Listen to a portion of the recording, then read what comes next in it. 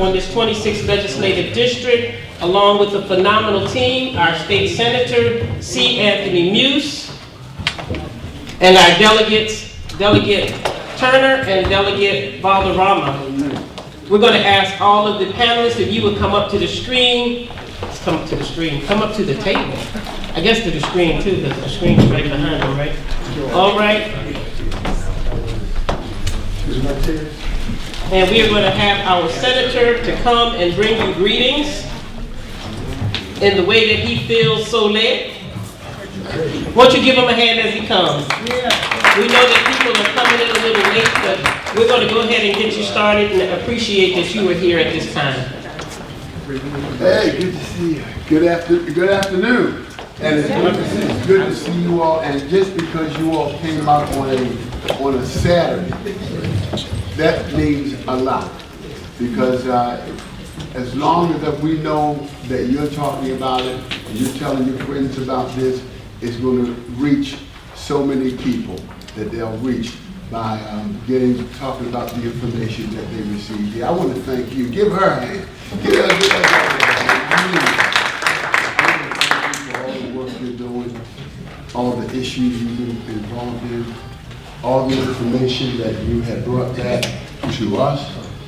That's what we do as a team. We take on certain areas and projects that we know are meaningful, because nobody can do everything, right?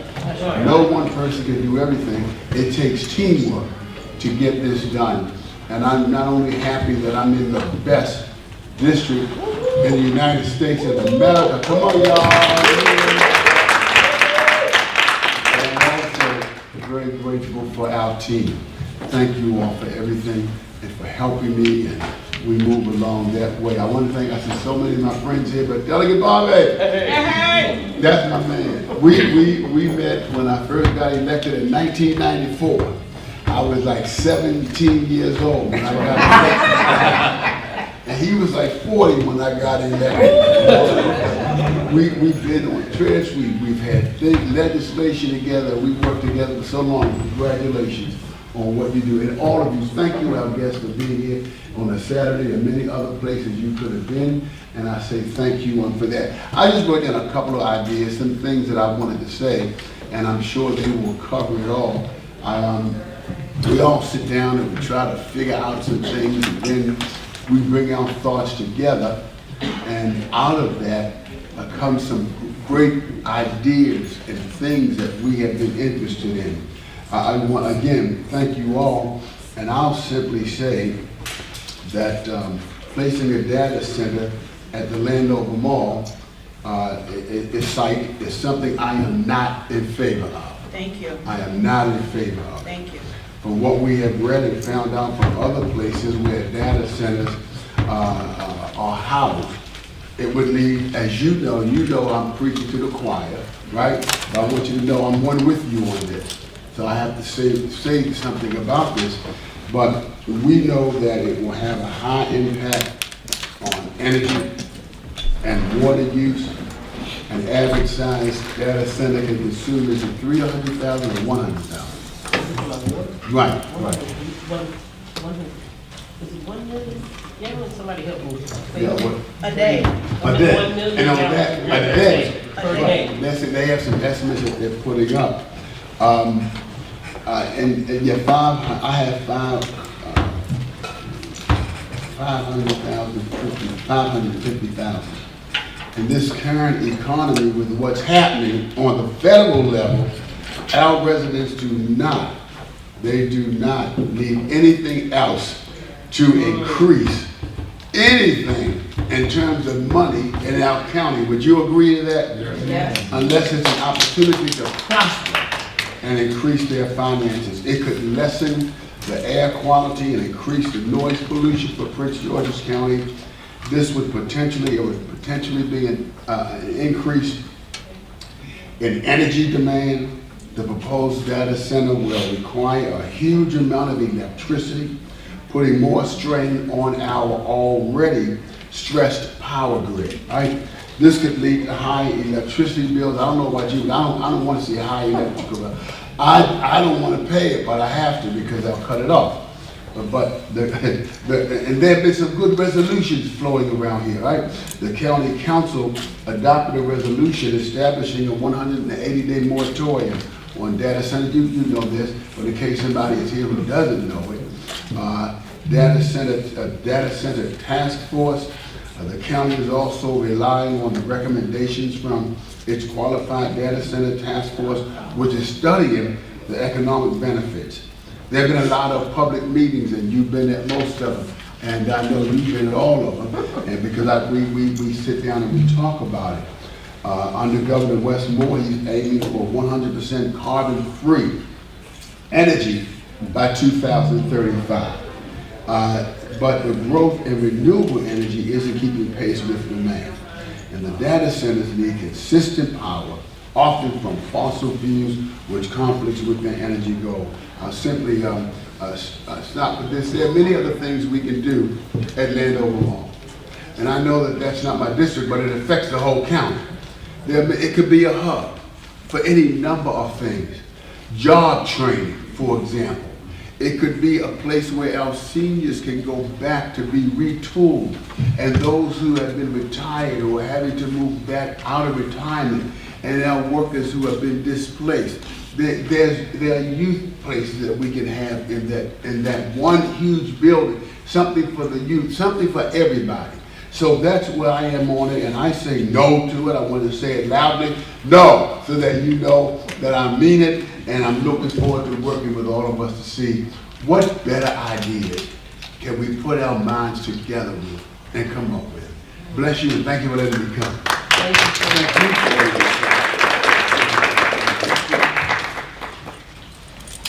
Thank you again, Senator Muse. And we certainly were going to invite you all to participate in these conversations to talk about both the benefits and what could be barriers to data centers. And so we know that we need data centers, but we don't need data centers in areas that will impact our constituents and our citizens here in the state of Maryland in an adverse manner. At this time, I'd like to acknowledge all of those who are here. We have a wonderful group of guests who are here to speak to us. We have a wonderful group of experts who are here to speak to us both about the advantages, we're going to talk about both sides of the coin, right? What's good, what's not so good, and how do we come to a happy medium so that we can make sure that our needs are met, right, as a people. And we all know that we need data centers. Everything that we do, everything that we basically operate on, right, we need the data centers for. Our concern is that we want to make sure that it is in the best interest of all that are involved. And so that's the conversation that we hope to have today. We're going to give the audience an opportunity to please share your questions and concerns. And so we look forward to that. Without further ado, let me take this opportunity to thank Daryl Harris. He is our constituent and communications specialist. I believe he's spoken to every single one of you up here. I know he's at least reached out to you and to many of you who are here in the audience. And so I want to thank him for the tremendous work that he does to help to assure that we get these programs together. And Senator Muse says, I'm at every meeting. I'm not at every meeting, but if I'm not, how many of you know Daryl is there? And so I just want to publicly acknowledge him, and also my Chief of Staff, Lapp, who could not be here with us this afternoon. So we're here to explore what data centers mean for our jobs, for our neighborhoods, for our energy bills, and for our environment. And so again, I want to thank the panelists and all of the volunteers also who have come out to help and to talk about this extremely important session. And I want to thank some of the panelists up here because I know you all had a big meeting this morning. And some of you left that meeting to come here to South County so that we could continue this conversation. And I want to acknowledge and thank you for that. That means a lot to Senator Muse and to the delegates here in the 26th District. As these facilities expand across Maryland, especially right here in Prince George's County, we want residents to feel informed, heard, and empowered. That's why we're here. This isn't a lecture, it's a dialogue. We've instructed and structured the conversation around three key themes: opportunity, impact, and oversight. And so we're going to have a number of speakers who are going to come to us and speak to those themes that we've just acknowledged. And before we do that, I want to go ahead and introduce those persons who are going to speak on the, we're actually going to have 3 separate panels. Everyone's at the desk, but we're going to have 3 separate panels. As I said, we have 3 themes of focus today. Opportunities and benefits is going to be the first thing that we talk about. And we're going to have Andrew Zirkle, Councilwoman Walla-Blagay, and James Hunt. Andrew Zirkle is the Government Affairs Specialist for Maryland Tech Council. Why don't you give him a hand, stand up. Councilwoman Walla-Blagay for Prince George's County Council, District number 6. And James Hunt, okay, the Deputy Planning Director for Maryland National Capital Planning Commission. And I'm sorry, I'm gonna go backwards, so I'm gonna go with, let's go with Mr. Zirkle. He serves as the Government Affairs Specialist at the Maryland Tech Council with a strong background in public policy and legislative affairs. He advocates for technology-driven economic growth across Maryland. He has been closely involved with data center policy and its implications for innovation and job creation. Won't you give him a hand one more time? And then Councilwoman Walla-Blagay, Esquire, I consider her to be my friend. I remember we did a lot of campaigning together when we were running for office, and so she's my friend and my sister. And I'm so excited that whenever I call on her, she's here. We appreciate you. She is the Prince George's County Council member from District number 6. Councilwoman Blagay is a legal advocate and community leader representing District 6 in the Prince George's County Council. She is the lead sponsor of CB 079-2023, a bill aimed at establishing zoning guidelines and protections regarding data center development. So won't you please give her a hand? Thank you. Next we have Mr. James Hunt. He is the Deputy Planning Director with Prince George's County, Maryland National Capital Parks and Planning Commission. Mr. Hunt serves as a Deputy Planning Director and plays a central role in the county's data center task force. He helps shape zoning, land use policy, and the county's response to emerging infrastructure developments like data centers. Won't you give him a hand? And I'm going to start, if you don't mind, with the questions that are aimed specifically at this group, and then we'll go to everyone else. Is that all right? All right. Okay, y'all just bear with me. Thank you. All right. And so I'm going to ask each, Mr. Zirkle, Councilwoman Blagay, and Mr. Hunt, if you would just very briefly give me a just quick overview and summary for the sake of those who are in the room. What role do data centers play in Maryland's broader tech ecosystem and innovation goals? Who'd like to begin? Yep. Oh, okay. Okay. Oh, maybe it's not. There you are. All right. Can everyone hear me all right? Yes. Awesome.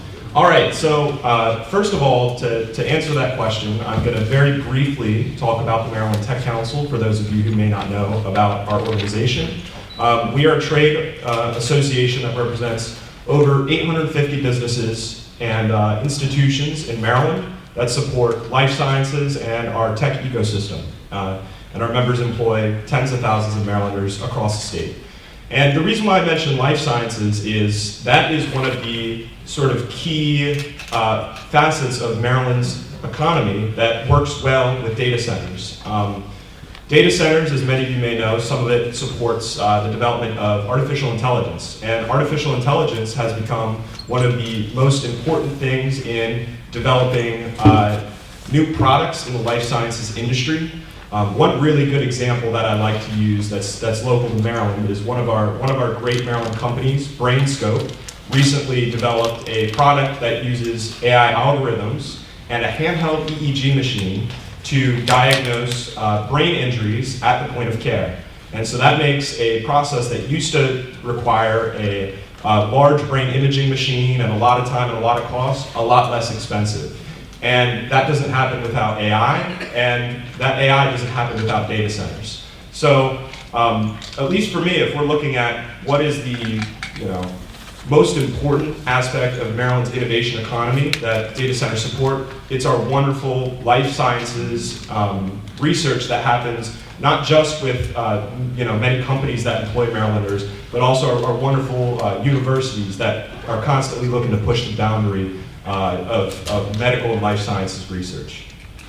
All right, I'm actually at the instruction of Mr. Harris, going to go to the next question, and I'm going to direct this one to Councilwoman Blagay.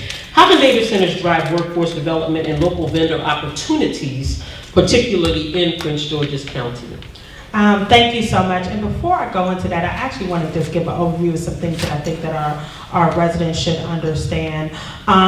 We do understand that there is an interest in data centers, but the interest in data centers is not necessarily workforce. It really is funding. That's really it. When we look at the overall cost of just bringing a data center in, the workforce part is a smaller piece. It doesn't hire as many employees, so just people that understand that. It's simply money. We're facing a deficit overall, and we do know that in 2027 it will be larger with the impact of the cuts of the federal funding that we've been receiving for years. However, as I mentioned today, and I actually, who is the person that, is she up here? Oh yes, there she is right here. The question is it worth the squeeze? And I got that from my sis here that she said, is it worth the squeeze? And that's what we've been looking at. When we started looking at it, understand that some people don't understand what's going on in Prince George's County, and I want to make sure people understand. In 2020 and 2021, there was a vote by the council, and it was my understanding that this was in collaboration with the county executive to expedite data center in Prince George's County. That's something people should understand. I was not on the council then. But it took away the detailed site plan process. That's a process where the data center will come before the community, before the council. So the council is completely out of the process now. It goes straight from a subdivision, which is at the park and planning level, straight to permitting once approved. Now, what was surprising is that in November of last year, we actually had a vote that where they were going to skip another process for data centers, completely expediting it. Thanks to Greg and some others came to the council to basically say this is not a good idea, and we voted to hold then. And one thing I did say then was that the $600 million that Loudoun County receives in data centers is because of at least 181 data centers in one county. So we're talking about one or two. We're not there yet. So even though we're looking for the funding, we got to make sure we look at the infrastructure. That is why we created the data center task force. That was in response to making sure that that we looked into the issues. I started looking into issues myself. One of the things that was more alarming about a data center is the electricity use. That's actually the big one. And I want the chair to stand up, Chair Ed Burrows, because he was part of putting that data center task force together. It was, let's give him a round of applause. It was his idea because he said, because I was doing all this research on my own, he said, no, we need a task force, we need all stakeholders at the table. So he created the task force, which I do serve on, and many of us here serve on the task force, and the whole point of the task force is looking into each part of the concerns that were brought to the table. That's why we've had multiple community meetings. I would say we've had at least 4 community meetings now. While we are looking at the benefits, and I will say that there is financial, you get financial benefits from getting the data center. All the other issues need to be in place, and we are looking at that. So going back to the question about workforce development, we do recognize that that's a very limited benefit that we would get as a county. Workforce is a very small number. Probably the bigger workforce that you will get is the construction of them. That would be probably where you see the bigger workforce. But when it actually comes to running a data center, it really has a low number of employees. But the energy use piece, this is something that I want to know. It's a problem for us whether that data center is in Frederick, whether it is in Loudoun, whether it's in Prince William. If it's any of the 13 states in the consortium, we're in trouble. Just know Maryland imports 40% of our energy. So almost most of our energy we're buying on a market, and that market only has but so much energy. When they talk about renewable energy for solar panels, there's only intermittent at this point, and this could be something in the future. Maybe the Tech Council can give us some guidance that they might be able to use solar panels to power data centers in the future. But for now, it is not enough power at a solar panel to put forth a data center to power a data center. So this is a problem overall. Our bills will go up, and we are actually looking at possible blackouts in 2027. I'm actually going to be having a state of the power meeting so you all can really understand how bad this is. But look at the last meeting that the Data Center Task Force had. And I just want to end by saying I am not in support of a data center at Landover. I just want to make it clear, it is way too close to home. It's way too close to home. So we want to make sure that we have that. Can I give a chair? Did you want to say anything? I know this is out of line here, but can we have my chair say something? This is his district, and said I am sitting in District 8 right now. Yeah, you're always welcome. Oh, sorry. That's like he's beating me up, y'all. Good. Is it afternoon? It is afternoon. Thank you all so much for being here. I want to thank you, Delegate, for hosting this and for also coming to the breast cancer event. She's everywhere. Delegate's everywhere. I want to thank our Senator, C. Anthony Muse, for being here. You know, we have 7 community events happening in the district today. So I have 2 more after this. I will be ducking out, but we are taking turns, different places. Thank you, Councilman Delegate. I'm sure you have said all that needs to be said. I want to thank you, James, Park and Planning. We had a meeting earlier today, and so I'm shocked to see you here. You should really take the rest of the day off.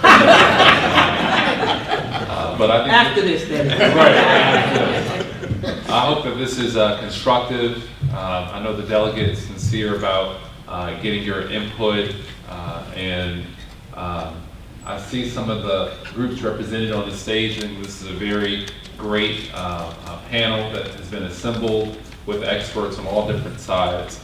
Clearly that there are issues, and it's important that we talk to those issues as a community. Is there anything you want me to say in particular, Councilman Blugay? No, I mean, we did talk about, like I said, he's already about transparency. So if anybody's concerned with that, the task force was definitely his work, and we do appreciate it because voices were, even though people were frustrated this morning, they were heard. So thank you. We have a task force in place. So just to, very briefly, there were some laws passed back in 2021. In COVID, she should have. You shared that? Yeah. Okay. Share that. We were not on the council then. I know you covered everything, so welcome everyone. And look forward to hearing about how this wraps up. Thank you. All right, thank you all. Thank you so much.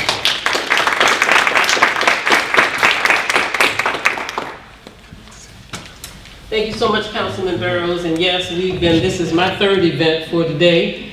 And I still have more after we leave here. So we can do this. All of us are doing so much. And so Delegate Turner is walking. Delegate Turner, he told me, is walking in now.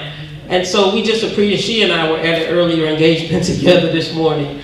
But anyway, we're excited. I'm going to direct this next question to Mr. Hunt. And then I'm going to move on to another panel, and we'll come back as time allows, okay? But I need everyone to have an opportunity to share. My question to you, Mr. Hunt, is what infrastructure investments, particularly power, broadband, roads, accompany data center projects, and how can they benefit surrounding counties, communities, excuse me. Thank you, Delegate. That is a very, very good question. And so one of the things that we have looked into as it relates to data centers are, we found that a lot of areas throughout, let's say in particular Prince George's County, may not have fiber optics capabilities. So whenever these data centers come in, they need that fiber optics in place. So for them, it's important to be able to place that in there and to be able to build that infrastructure in there. And so that would be a benefit to the community because it's not just providing that information to, or that resource to the data center, but that could be fed off to the community as well. So that's just one of the areas. And in addition to, of course, even outside, I think it may have been mentioned earlier, outside of the infrastructure related to power needed for these data centers, before that even comes into play, we're still kind of short when it comes to power already at this point. And so that's what's going to be needed. They're going to have to increase that that power onto the grid at this point. So that would be another kind of benefit. And I'm not saying, and again, I want to be very clear, I am not, when I say either way, have a position on data centers. My role in this is to provide the facts of what I have and how we're utilizing that under the development process. But just what I've learned so far, even when we've done tours in a lot of data centers in Northern Virginia, as a part of the data center task force, the team has done case studies amongst other jurisdictions, not only in Northern Virginia, but all around the country. And they're having the same concern when it comes to power and identifying those power resources to the infrastructure that's needed. Because as you all know, I mean, even if you pick up your phone right now, that's going to go through a data center. Every aspect of it. You have things, streaming, live streaming going on, every aspect of things that are happening. Banking that you have going on, you want to bank from your phones, that's going through a data center at some point in time. So we, as a part of this, we have to kind of think about what that means to the infrastructure, what benefits could be out there.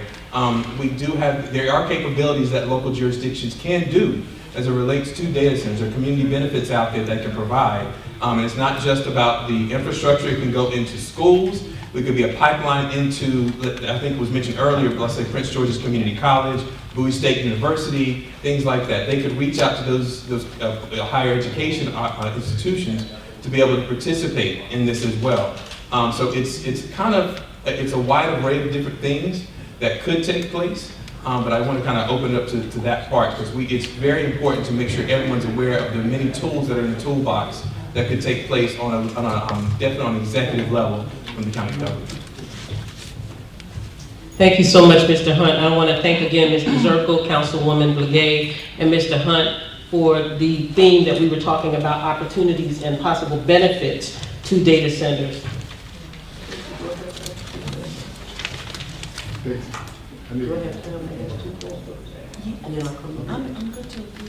Okay. All right. So what I want to do is give the audience an opportunity. We're just going to ask for 2 questions at this time. I promise you we're going to come back. This is going to be an interactive conversation. So is there anybody that has a question in the audience directly as it relates to opportunities and benefits, potential benefits of data centers? Okay, so I have Patricia Monroe and then Ron Weiss. So, We'll bring you the mic. my mouth is big enough. Okay, let me start. And I know that to be true, but We keep talking about the benefits of jobs, but one of my major concerns is, and I happen to have done a lot of research as well as my team, South County Environmental Justice Coalition team. My concern is, you talk about the benefits, but we, the residents, are going to pay for these data centers in our bills. We're already, at this point in time, dealing with high electric bills, high water bills, et cetera, et cetera. How is this a benefit to us? would someone like to respond to that? And anyone can respond. I will say that the issue is that in the midst of people not wanting data centers, they also want their taxes lowered in the county. Right now, if we don't find a quick solution, we are gonna face tax increases. Now, I did talk to people this morning that said they're willing to pay more taxes, but that is not the way I've heard from most people. In fact, many people are not happy that we weren't able to pass we had to pause and delay the senior tax credit bill because of the financial thing that we were facing. So that's really the real issue, is that if we don't, we have more obligations for the school system with the blueprint that is coming up in 2 years. We are really facing a financial crisis in this county that is going to open up in the next 2 to 3 years, because some of the things that were delayed, we have to now pay. So that's the thing. When some people say, what are other ways, why can't we just do more commercial development? The issue is that big commercial development takes time. Retail is not popular like it was anymore. So some of the things that we were looking to put forward, there's not as much interest as there was before. The issue about electricity bills happens no matter what. As I stated before, they said don't bring up Prince George's County because we don't want to have high electricity bills, but that doesn't matter in just the county. It's anywhere in the 14 states that impact. So even if they go down, because I hear that some of them that are thinking that Prince George's County might not be a place because of all the opposition, are going to go down to Virginia, southern part of Virginia, and do it, and it's still on the same grid. So our electric bills still go up. So that is something that we need another nuclear power plant, but yeah, that is something that, and I know some others have that, but I just want to tell you the benefit is, if we don't do something about the financial crisis we're facing in the county, we will have to raise taxes. Senator Muse wanted to respond. Yeah, I just want to ask a question. When we say that, do you mean that they will bring in more tax money? Yeah, so Okay. the idea is that a data center brings in Sure. a lot of taxes, and that I would say that when they looked at Loudoun County gets an additional up to $600 million in taxes because of data centers. And they do have quite a bit of data centers, but the reality is that we're looking at, and that's just in revenues alone, other things that they have. Now, there is something called community benefits agreements that people should understand. That is something that can be negotiated and often is required in some communities for a data center to move forward, which will require them to pay for schools and infrastructure and all of those things. But yeah, so that is that's the sole benefit. If you ask me, I would say the job one. I don't think that's a huge benefit. And I believe that you all will maybe push them to do it, but if you look at the history of our county, every time we brought something here, whether it is all the way back to the stadium, to National Harbor, we've always got them here on the premise that they will provide for our schools and provide tax money, and it's never ever happened. It's diverted somewhere else, where it goes to backfill something else so that they can use it to backfill something, but we don't see, and I know you all as a council will put in place the kinds of language, because language means something, the kind of language that will ensure, if that occurs, that there are certain places where the money and taxes will go. I voted for the stadium, I get yelled at still. I didn't vote for National Harbor because I got yelled at so much for voting for the stadium. But I think that's what we need to be careful of when we say that that's actually a way that we're going to work together to get that done.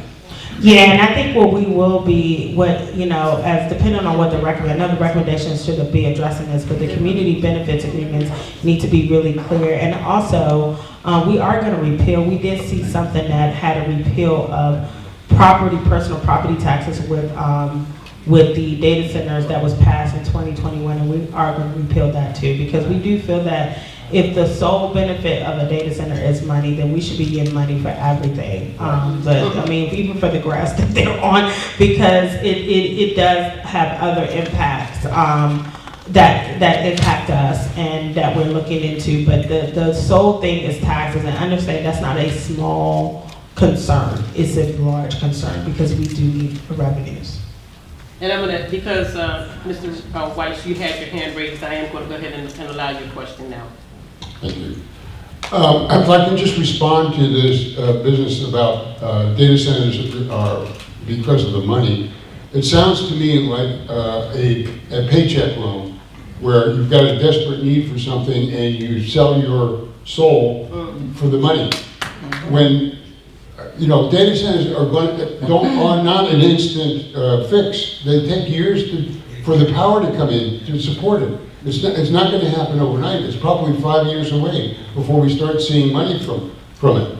So I think we're selling ourselves short, looking at the golden egg from the data centers when there's a long-term benefit from doing something else that employs a lot of people. We've got a lot of people who are looking for jobs that are talented people who could find work in a tech center or someplace that we're using that site for.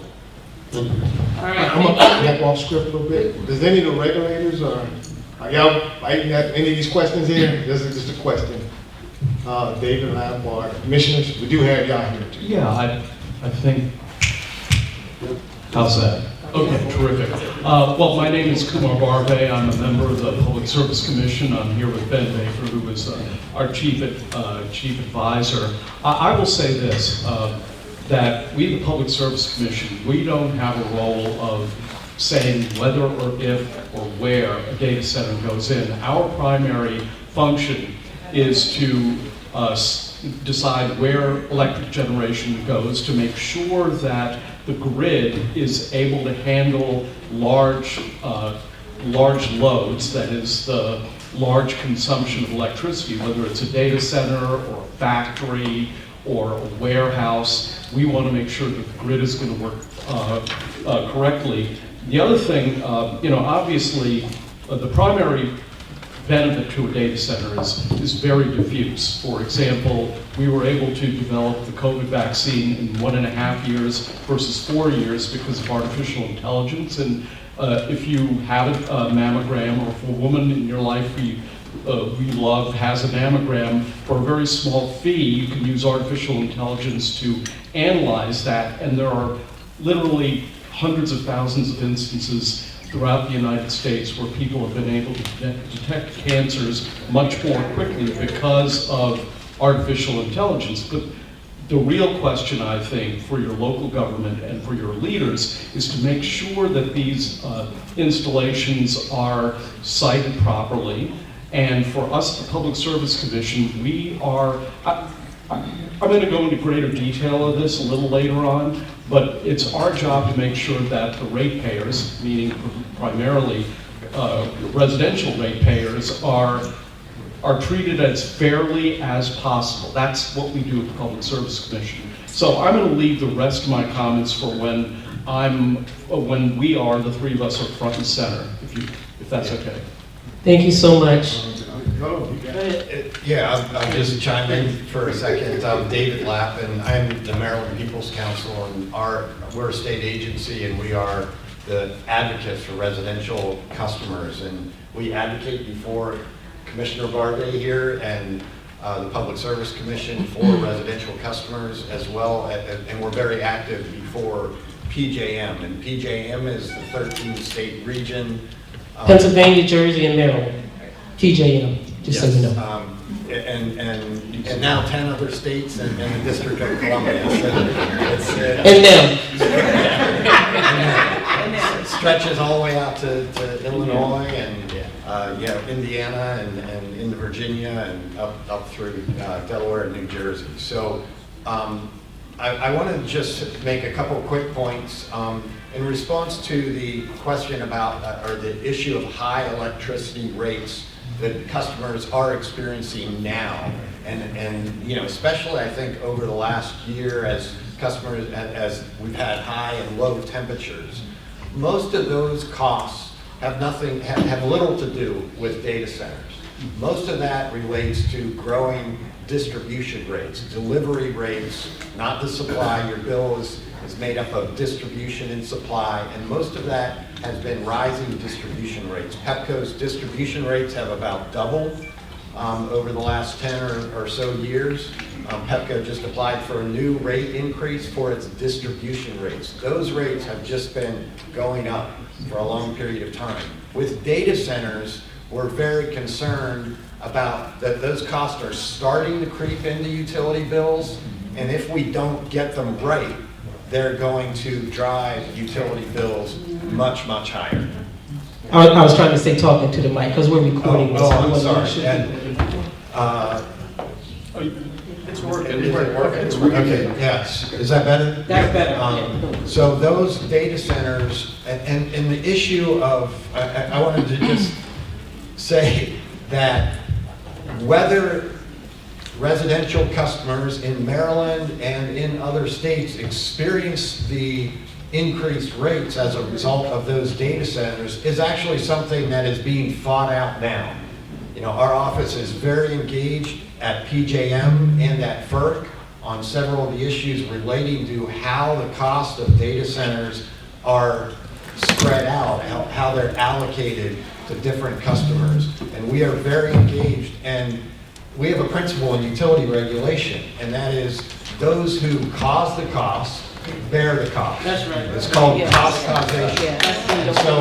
What we are saying is that data centers should bear those costs. That's right. But not just the costs. The councilwoman mentioned blackouts. Well, those blackouts that the utilities and PJM itself are talking about, those, for one thing, Maryland itself does not have a data center energy issue. Maryland right now has very few data centers relative to the massive data center growth in Northern Virginia, Ohio, Pennsylvania. Maryland has very, very little bit, but those data centers in other parts in those areas where they are driving up demand. And so PJM has a data center problem, Maryland doesn't.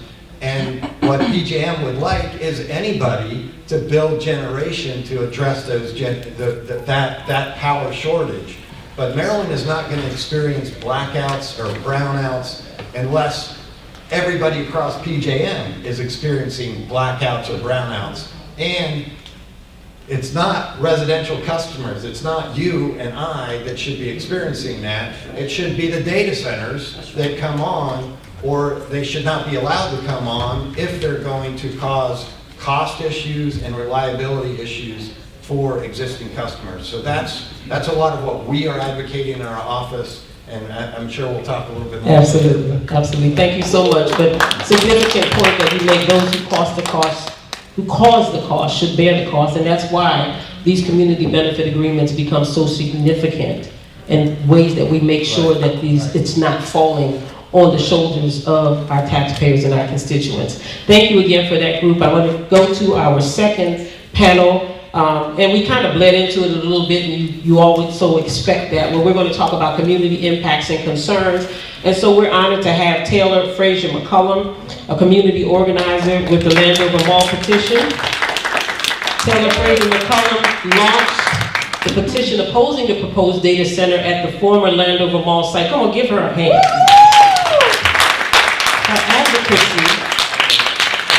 Her advocacy has mobilized thousands of residents from Prince George's and Charles County, elevating community voices in local development. Give her another hand. Thank you. We also have Stacy Hartwell, another one of my dear friends. She is a strategic advisor with the South County Environmental Justice Coalition, and she is a respected environmental justice advocate and a member of the Prince George's County Data Center Task Force. She brings a deep understanding of racial equity, energy justice, and environmental health to her work throughout the region. And I have to tell you all that part of the reason I have become such an environmental justice advocate has to do with Stacy Hartwell. She blows up my phone and my email and my text. And the senator will tell you that's what we're here for, right? That's what we signed up for. So I thank you. And I invite anybody, you all know Herb Jones is around here somewhere, to blow up my phone, my text, and my ear and my head and all of that, and all of us here. So we thank you, and thank you so much for being with us. Our next panelist is Greg Smith. He's the co-founder of Sustainable Hyattsville. And he co-founded Sustainable Hyattsville to promote responsible growth, clean energy, and environmental stewardship in Prince George's County. How many of you know we desperately need that? He advocates for sustainable development practices and equitable community planning. Thank you so much, Mr. Smith, for being here with us. We greatly appreciate you. And then finally, we have Kevin Coyle, the Vice President of External Affairs from the Potomac Riverkeeper Network. And Mr. Coyle is a national voice on water protection and environmental education. I was so happy to go out in the waters with the Potomac River Keepers and just to learn more about the environmental impact in so many ways. At Potomac River Keeper Network, he leads efforts to defend clean water and monitor the ecological impact of industrial development, including data centers. Won't you give him a hand also? And so in this particular theme, we're talking about community impacts and concerns, and I know we've had that conversation a little bit already. And so here are some of the questions that I'm going to ask. And I'm going to actually begin with Stacy, if you don't mind. What are the top concerns residents raise? Noise, emissions, water use, or energy demand? Can you tell us some other things, especially in overburdened or low-income communities? Thank you so much, and thank you all for being here today.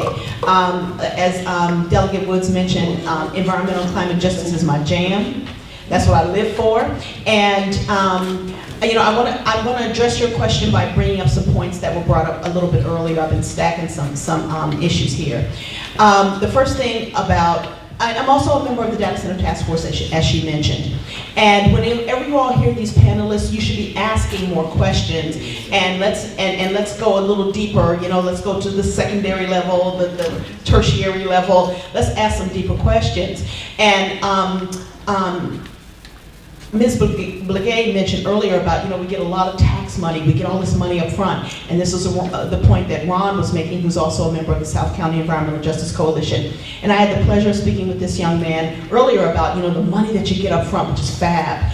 So I was asking him questions relative to where data centers are in communities or near communities. And he made the point that, oh my gosh, for example, one data center, was it $50 million you said they get?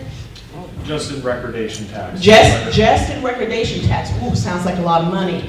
And then I said, well, do you know how much it costs to treat COPD over the life of someone? So, I have a confession to make. I am an AI heavy user. So I'm not saying that we should not have data centers, but where they are placed is a really big issue. Because if you get that $50 million just for recordation, because there are a lot of other millions that go, and you think about, we have 1 million residents in Prince George's County.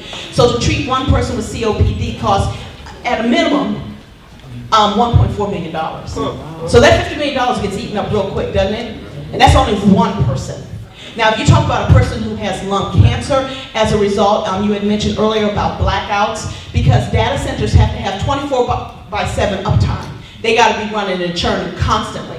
And even if they don't have a blackout, they have to test the big, huge backup, the diesel backup generators that go along with them. So they are churning out into the air all this CO2 emissions, which exacerbates things like COPD, lung cancer, asthma especially.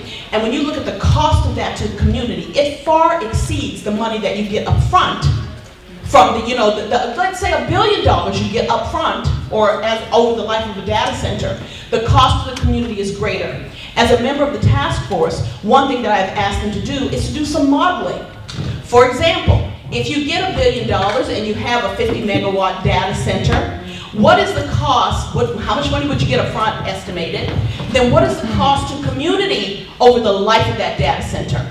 And unfortunately, I don't know if the task force has done that kind of work just yet. And maybe James might be able to tell us if the data center has done that kind of study. Also, with the taking time issue, it takes time to bring a data center to market. I think, please correct me if I'm wrong, someone said that it takes like 5 years before we can build the infrastructure and get all this done to get a data center here. Well, if you talk to Dr. Waters, who's the former mayor down in Eagle Harbor, he has presented a plan where we can start to generate income and revenue for the county way before a data center can come online. There are viable alternatives to having a data center if revenue is our goal, that opportunities that we could be proud of, that we could stand behind and we could support. And as I walk through DC and I see communities like City Ridge, you all probably don't even know it's there. If you drive down Wisconsin Avenue, tucked in the back of of Wisconsin Avenue is this amazing community called City Ridge. Wow. In 1 square block, they have a whole ecosystem to support, community where you can live, work, and play. In 1 square block, it is fabulous. If it were in Prince George's County, I'd move there. And Baltimore has a county there. It has a community like this, a very small footprint, but it delivers everything that you could need to work, live, and play in a small area. Wow, and I think the Senator Muse was speaking to that a little bit earlier. There are alternatives. And another question that we have from the task force, and is this report that we're trying to generate, is it going to answer the questions about the health impacts?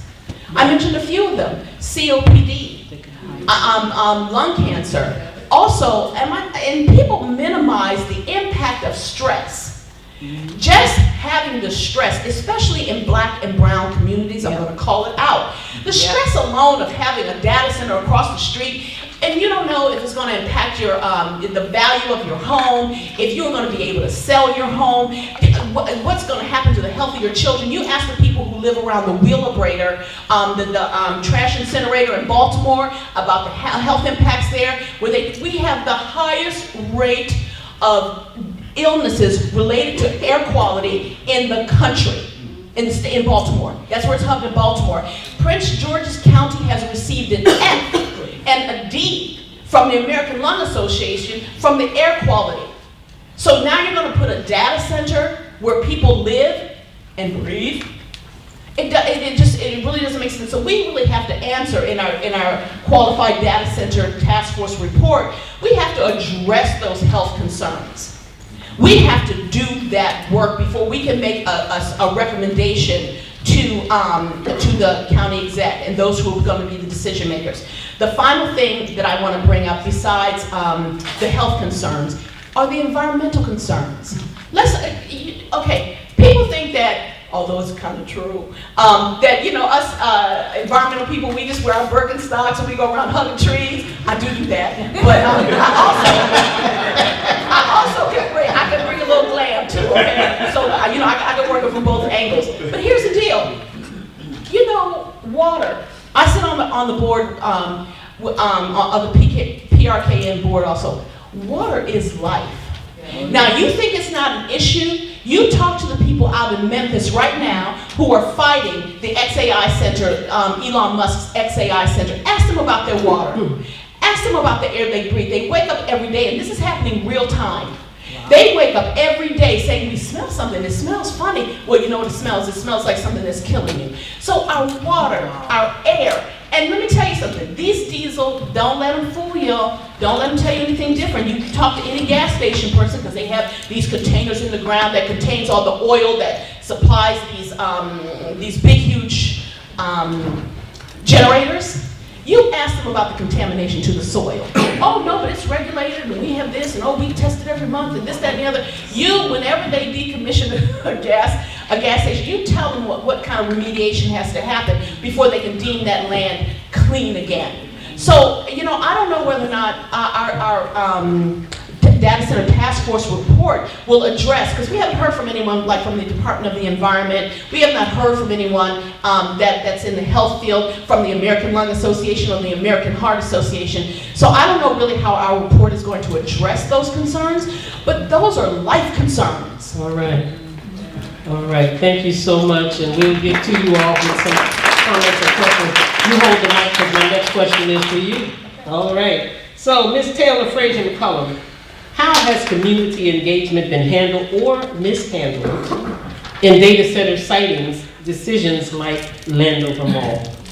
Okay, well, I'll start with that, and then I'll just give a little brief. And make it a little brief, not as long as Stacy, okay? Not as long. I want everybody to be able to get some questions and then hear from the audience. But this is important, right? Yeah. It's extremely important and it's extremely appreciated. So I guess I just feel that as a whole, the council and the county executive office aren't doing that great of a job of getting the word out and the messaging out about meetings that are happening, whether they're average everyday council meetings or they're special meetings that are being held. And we really have low engagement at these meetings, and I feel like something needs to be done about that, whether that's commercials on television or more social media campaigns outside of just the council people spreading it on their on their pages, because I feel that's a limited view. If you don't spread it to the masses, then no one will know and they won't be able to show up. So I thank you all for showing up here today. And I think that we have a real opportunity in the county to get this right, to do it the right way. We can learn from Prince William County, we can learn from Loudoun County, we can learn from Memphis, and we can see how they've operated and how we can prevent that. Thank you. Oh, I'm sorry. No, I'll just try to be right. I just want to say, as far as AI being positive, what good is AI being positive if there's no one to use that technology? If we're not here to breathe air, or we don't have clean water, we aren't here as people, then how does AI help us in the future? We know it's a bubble. We know it's in a bubble. I think that we need to do more research on smaller scale things like vertical data centers. I'm again not a fan of any data center at all in the Prince George's County area, but if I have to have it, it has to be here. Why are we going with the cheapest option? Why are we using diesel? Why are we not looking into other alternatives? Why are we not waiting until quantum computing takes off and then we can make smaller and cooler data centers that don't take up as much space and that don't pollute the environment? So I'll just leave it at that now. All right, thank you so much.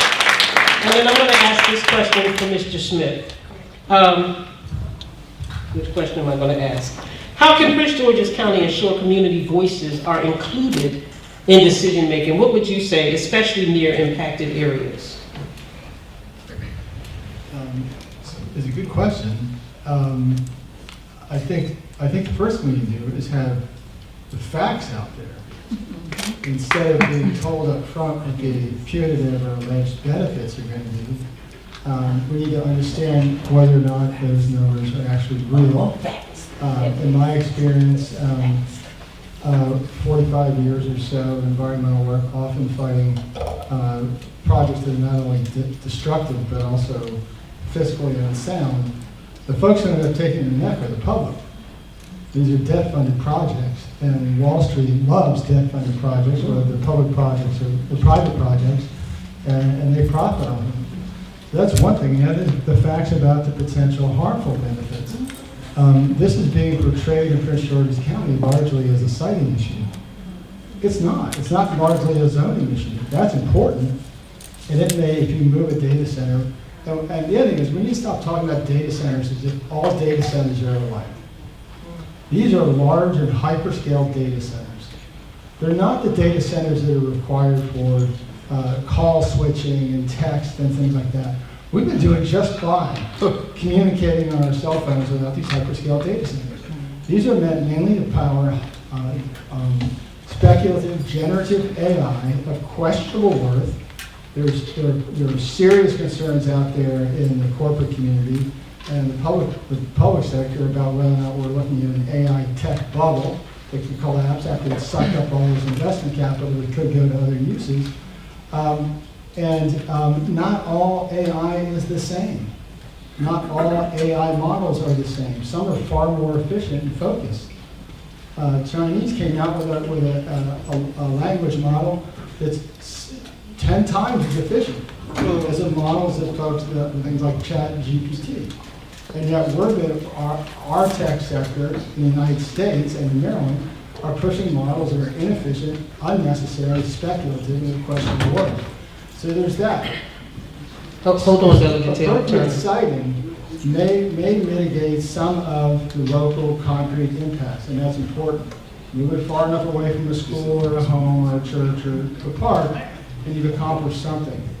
But it doesn't deal with these much deeper, broader issues that we're all struggling with as a society. Limited resources to provide electricity and transmission. Global warming. Every year we set global records and regional records in high temperatures and heat waves that are literally killing people in the United States and in our region and around the world. And yet we're talking about, well, the answer to our energy crunch, both in terms of our generation capacity and our transmission capacity, is just do more. Let's fast track more gas-fired power plants. Let's fast track nuclear power plants as if they are truly clean energy, and act like we don't live on a finite planet with finite resources. It makes sense only if you ignore reality. Is my feeling about it. And I respect Councilman LeGay and her colleagues. I feel for them when they have to deal with these fiscal budget issues and tell constituents, no, we can't do that because we don't have the money to do it. But I think we've been getting the bum rush from the tech sector on data centers.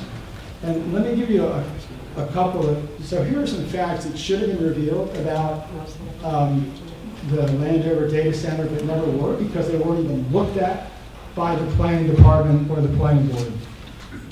Lerner bills the IT capacity of that data center at 820 megawatts. If that doesn't include the cooling demand, the total energy demand could be more than 1,300 megawatts. That's more electricity than all but 1 or 2 power plants in Maryland is capable of generating. All right?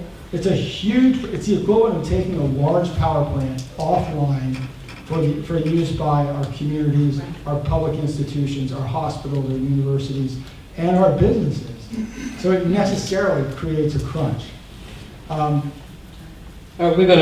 come back. If you translate that into diesel generators, operating at peak capacity is 275 to 460 diesel generators operating at any one time to generate that much power.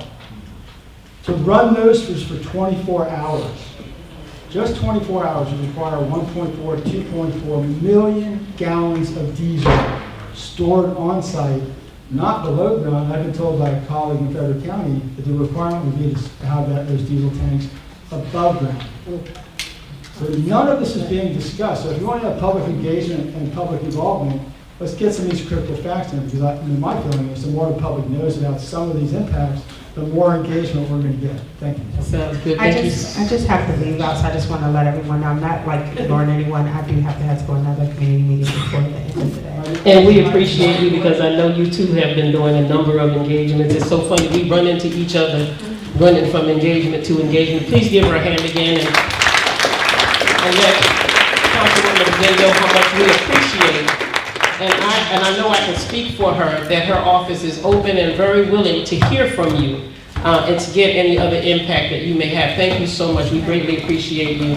Let me take this opportunity while I can to recognize former Mayor Noah Waters from Eagle Point. Thank you. Eagle Harbor, I said Eagle Point, I gave you a new place. Eagle Harbor. Thank you, we're so glad to have you. And I wanted to recognize, we have several people here from HOAs, from different HOAs. I see my dear friend Veronica Davila. I see Alfred Barnes. I saw somebody else. Somebody's here from Woods. Come on, what's the name of that? Help me somebody. Livingston, is it Livingston Woods? Yes, Livingston Woods. There we are, Livingston Woods. So thank you so much for coming out. Where's Herb Jones? I'm sorry, y'all. I'm trying to see everybody. You can't do that well when you're holding your glasses in your hand. All righty. But we're going to go on. I'm going to... Did we not ask Kevin Coyle a question? Kevin Coyle. Please forgive me. Please. Kevin Coyle. What does a fair and just transition look like for balancing tech growth with public health, environmental protection, and equity? Is this on? Yep. Is it? It is. Can you hear in the mic? Can you all hear in the microphone? Yes. Okay. Let me start with a personal story, if I may. Please. About 4 years ago, in August of 2021, I learned that right next to our property adjoining our community, they were putting in, quote, a data center. And I thought, wow, that's interesting. I don't know much about data centers. I really wasn't too concerned. And then what I found out was that they weren't putting in a data center, they were putting in 37 data centers. Wow. In something called the Prince William Digital Gateway. I'm from Prince William, Virginia, that's where I live. And I looked at that and I thought, wow, that's a lot of data centers, and it's in a rural area. We can't hear you. Just hold it closer. No, I got it now. Oh, yeah. And so, this 37 data centers, I thought, what are the implications of that? And I started a journey. Now, I can tell you that I've been working in the environmental field for 53 years. And during that time, I realized I didn't know anything about data centers. So the first thing I learned was the scale. The scale is impossible to understand. These things are city block sized buildings. They make as much noise as a jet airliner sitting on a runway. Stacy was talking about the health impacts. Well, the health impacts include noise. And the World Health Organization studies this, not in the United States, but in Europe. And what they find out is that stress comes from this noise, increased heart attack, increased hypertension, kids can't sleep. There are really incredible implications to the noise. And these things don't have, like a hospital will have half a dozen of these big blowers on the roofs. Look at the Landover, 400 of them on every roof. of all 5 of those buildings. So that's the first thing, is really understanding the scale. The second thing is how toxic these things are. And they are full of toxic metals in the computers that are within them. You know how many computers are in one of these data centers? About 200,000 in each building. And they're building hundreds of them in our area. The diesel fuel's been mentioned.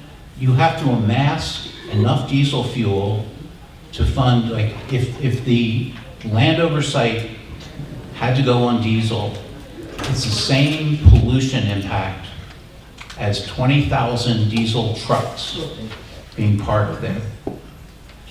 The scale is just unbelievable. You say, that can't be true. It's true. You mentioned the noise. And then the thing that really makes me insane about data centers is all of the off-site impacts. But this fiction that's created by local government, that local government makes the decision, and then the decision is, we're going to build these data centers, we're going to get the money, and then what happens is they need power lines. And who pays for those power lines? We do. Fortunately, in Maryland, you might actually have someone who fights to have the companies pay for the power lines. In Virginia, the customers are paying for the power lines, and they're paying for the increased number of gas plants. They're building 5 more gas plants in Virginia. And then, in addition to that, there's water impacts. So when you look at the location of data centers in our region, not just Prince George's County, but in our region, what you're looking at is they're all upstream from our water intakes. So they're amassing tens of millions of gallons of fuel, they're using cleaning chemicals, they've got all this e-waste, this toxic e-waste and so forth, and it's all being amassed upstream from our drinking supplies, including down in the Occoquan, including on the Potomac. 2/3 of our body are going to be impacted in the long run, particularly as these buildings begin to age, they begin to break, and they begin to leak. And that will happen with these buildings. So how do you balance that? Well, I think the first rule would be get everything disclosed up front. Don't let the local government approve it and then say we're going to get it all handled by permitting and all that kind of thing. Work in tandem with the state agencies, get legislation that creates that kind of work, together, so that real environmental assessments are done ahead of time on noise, on possible leakages, all of those things. Absolutely. I think the second thing is don't put them near people. Right. And planning and zoning laws in most counties in this area say, oh, a 200-foot setback is perfect. No, it's not. These things shouldn't be near people. They make too much noise, they can catch fire, there's all kinds of issues with them. And so to make people safe, you have to find areas that are not environmentally sensitive, where there's going to be pollution to the groundwater, and you have to find areas that aren't near people. So the Landover site, it would make sense. On one side, it's I-95. It's an old commercial site. But just go across the street, and all these apartments, there's a senior community, there's all of that stuff. They shouldn't put them there. So that's my thing about it. I don't think you can fully balance them the way that the industry will tell you, and Stacy wants to say something. Well, we're going to move because we have another whole panel, and I have to, as I promised, give the audience an opportunity. And so we're going to give you all a chance to come back, okay? I'm going to open it up. I'm going to have Daryl, Mr. Barnes, and then Mr. Waters. Oh, before we do that, we're going to have, please put your hands together with Delegate Veronica Turner. Good afternoon, everybody. Of course, you're not supposed to give a politician a mic, but I'm going to be good today. Snatch it back. She'll snatch it back from me. But I had to come here because y'all need to know that the people are just emailing, texting. This is a big subject here in Prince George's County. And let me tell you something. If you don't put your voices out and let them be heard, if we need to put in a bill and we need to do something, January is right around the corner. We can go into session. And if we can't fight for you if we're not there, so let your voice be heard. You don't want them data centers up in here? You better let people know. You understand? That's the way you're gonna fight. And you guess you got two loud delegates right here that will shout, dance, and make sure everybody knows that the people here do not want the data centers in their backyard. Okay? So I want y'all to know, we might be a few here, but we got some good people in here that I know got big mouths, like especially on that stage over there, that will fight for you. So I just want you to know, I am against the data centers. So you got this delegate, and I know you got this delegate, and you got a couple more people that will fight for you. So I just want you to know, and I want y'all to have a great weekend. And I hope our team wins. Okay, here you go.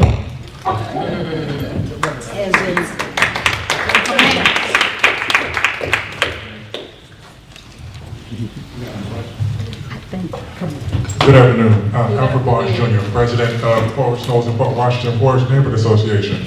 I've heard so far about the community impact, but what I have not heard about is the safety. What happens if they go offline, if we get this diesel spill, right, or a data breach? How are those conversations being had? Do our first responders know how to handle a casualty of something of that large? Anybody want, whoever wants to answer that?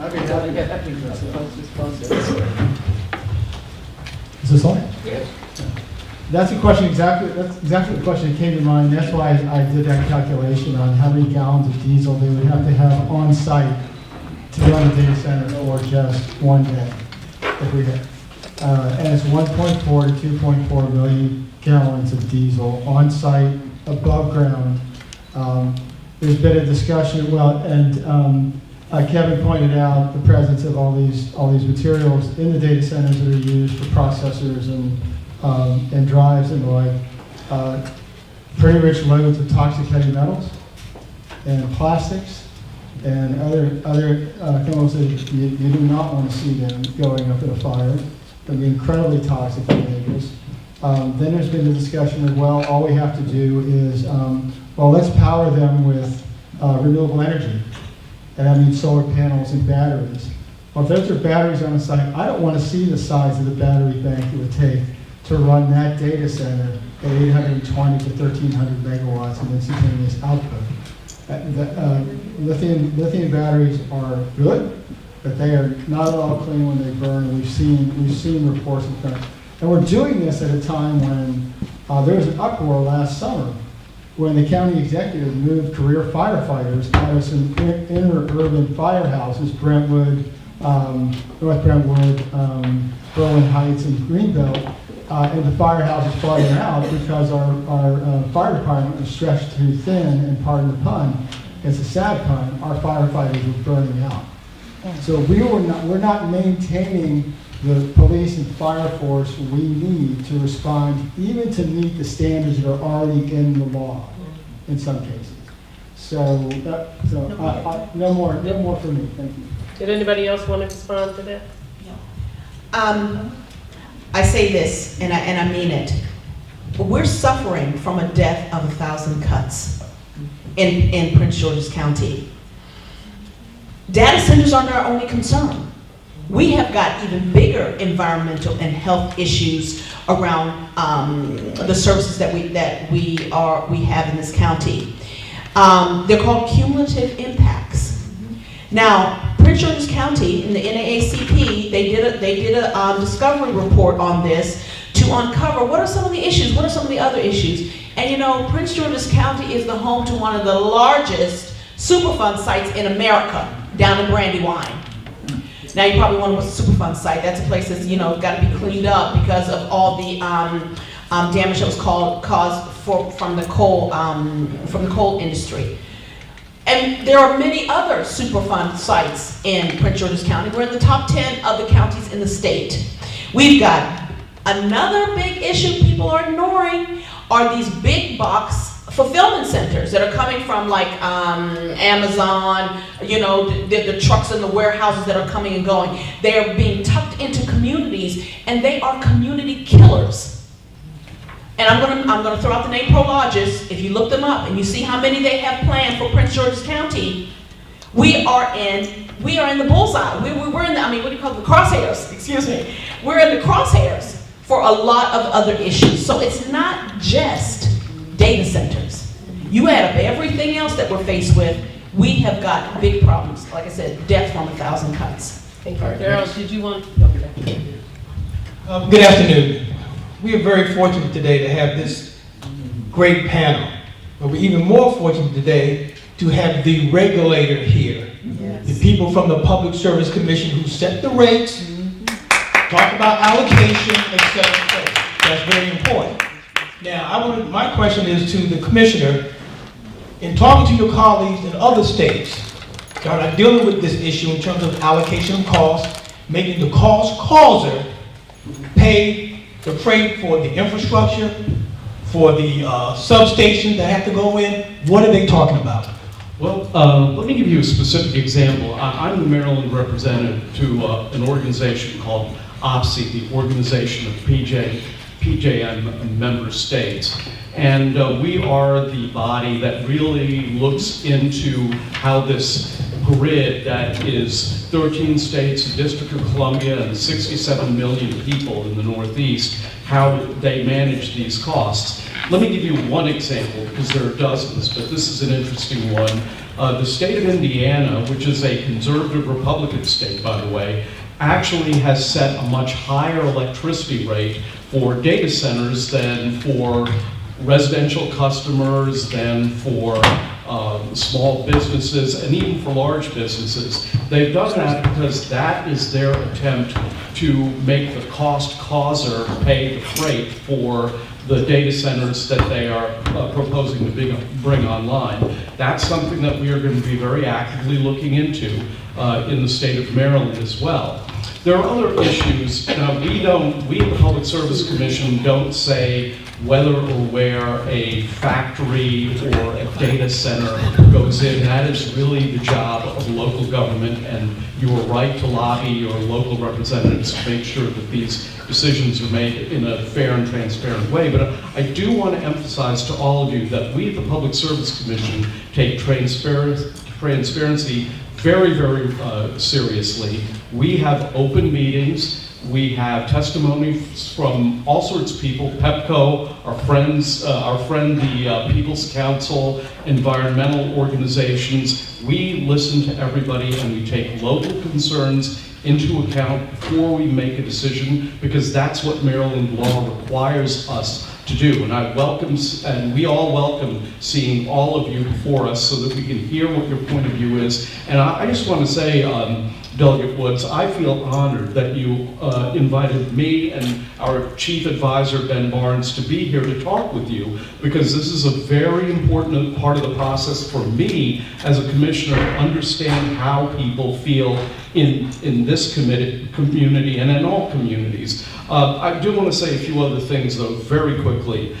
We at the Maryland Public Service Commission also take into account engineering and technological innovations. For example, there are new grid-level batteries using different chemistries, like sodium ion, that are basically combustion-free.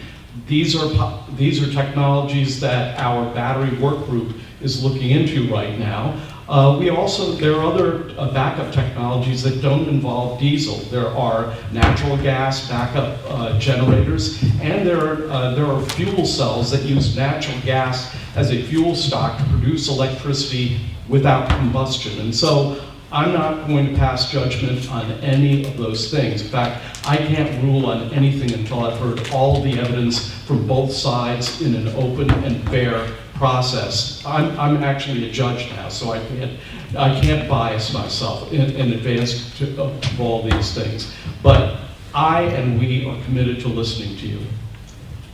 May I just a little bit more on the cost allocation front. So we, the commission, oversee, we have a direct hand in the distribution portion of the bill, which the People's Counsel was talking about. That is very squarely within our jurisdiction. In the late 1990s, early 2000s, we restructured. What does that mean? It means that we had our utilities divest themselves of the generation plans. And so therefore, the jurisdiction for the cost out, for a lot of those costs are actually now dealt with at the federal level. And through an organization called FERC, which is our equivalent at the federal level, Federal Energy Regulatory Commission, and they oversee the PJM, that organization we're speaking to. That doesn't mean we don't have certain cost allocation authority over those costs, but it has created some tricky issues where, and we've been in discussions as part of that lobbying, to figure out how we can better, at the federal level, ensure that those generation and transmission costs are appropriately borne by the cost causer. Because yes, when we're talking about these large generators, this large transmission, it is providing benefit to all of us on a marginal level. It is increasing reliability in that sense. But I probably wouldn't have had to build it but for that really large increase in load. And so trying to figure out how you balance those two things is what us and our federal counterparts have to think about. On the distribution side, the two things that we have in our pockets are typically when somebody wants to interconnect to the grid, they go to the utility and they say, hey, I want to go here, and the utility's like, great, here's a study, and they say, here's the bill to do it. And what they're looking at is the cost to develop versus the amount of revenues they think they're going to bring in. If those two don't match, they say pay up. And so on the distribution side, that tool is a good tool. Less clear to me how we've been handling that from the transmission side, and that's part of that issue of cost allocation. But this now gets into a piece of legislation actually passed last year, where we're creating a tariff, and this is actually mirrored off of Ohio was first, give kudos where it's due, because they're dealing with a bigger data center issue than we are even today. Where basically they're trying to reformat the tariffs for these really large hyperscalers, those over 100 megawatts. Where we're trying to create a tariff where we get much more upfront guarantee from these companies to make sure that when we do build assets for them, that they will pay for it instead of the risk of them going out of business or maybe not end up using their the infrastructure that we built out for them in the manner we projected. And so these are all things that are happening. It's a very evolving thing, but I just want to make clear that help you kind of understand where that is, and happy to get into that more. So thank you. Thank you so much. Let me take this opportunity to thank Ms. Fraser Cullum, Ms. Stacy Hartwell, Greg Smith, and Kevin Coyle for your contributions in the community impacts and concerns. I would like to take this opportunity to ask you all to give a hand to Mr. Herb Jones, who is already here. He's also here from the South County Environmental Justice Coalition, and he will stand in for Ms. Hartwell, who had to leave for another engagement that I'll catch up to a little bit later when we leave here also. Give him a hand, Mr. Herb Jones. Thank you. We're going to go to our next panel, panel number 3, which we're talking about oversight gaps and what comes next. Oversight gaps and what comes next. And we are honored and thrilled. And Mr. Barve, I want to tell you, I'm grateful that you would come out. It was extremely important to me that you so graciously accepted this invitation. And that's the same for all of you. I greatly appreciate you. This is extremely important. Oversight gaps and what comes next. We're going to hear from Mr. David Lapp from the People's Counsel, from the Office of the People's Counsel Maryland. He represents the interests of Maryland's utility consumers, has raised concerns about the potential ratepayer impact of data center-driven electricity demand, and has pushed for greater transparency in utility planning and regulatory reform. Please give him a hand. Thank you, Mr. Lapp. We've heard from him, and we've also heard from our wonderful Kumar Barve, who was a member of the Maryland General Assembly. We thank you and appreciate you for all the work that you continue to do. He is with the Maryland Public Service Commission. He is a commissioner on the Maryland Public Service Commission and former chair of the House Environment and Transportation Committee.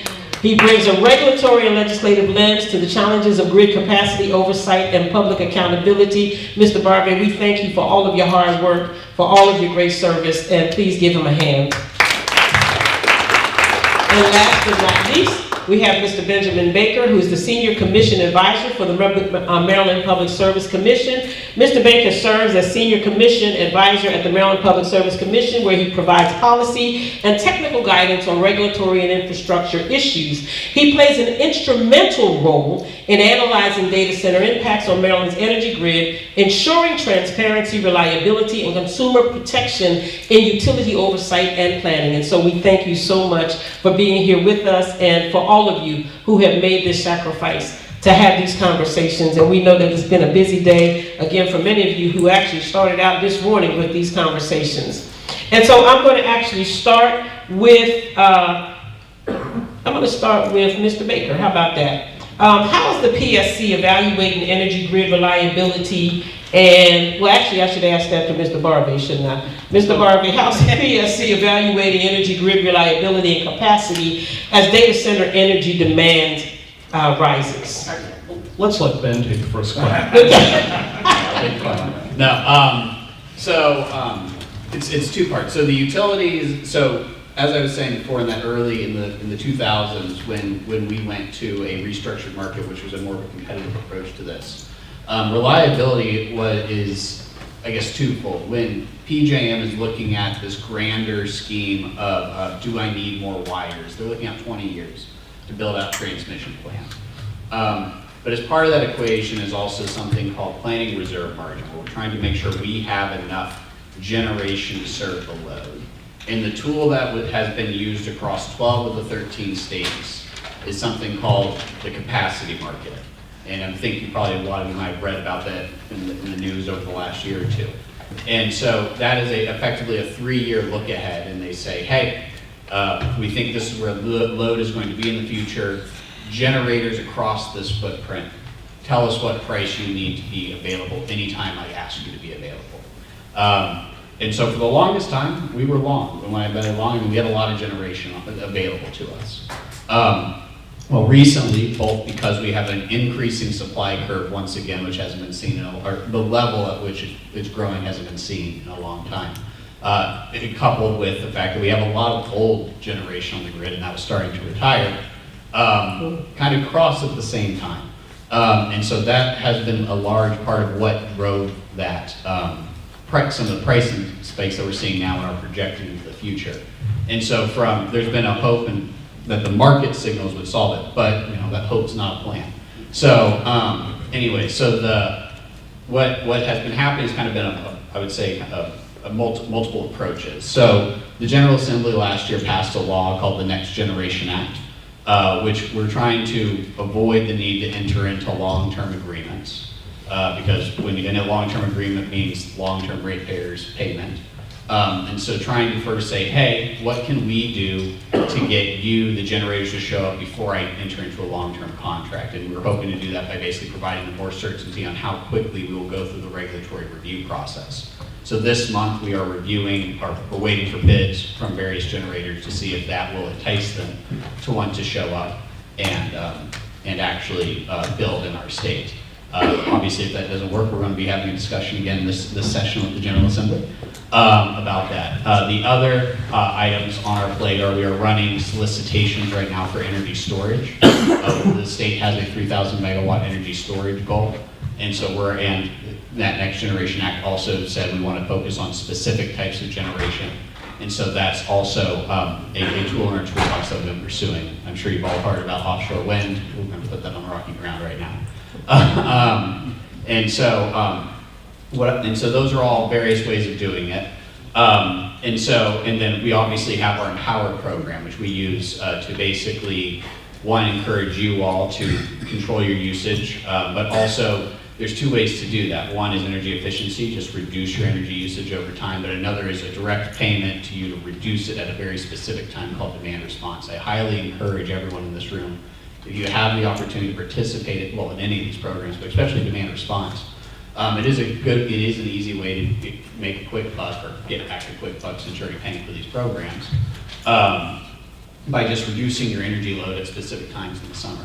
So, and why I say that is because anything that we can do to control our peak usage, that summer peak, will help us reduce the need for infrastructure and therefore bills.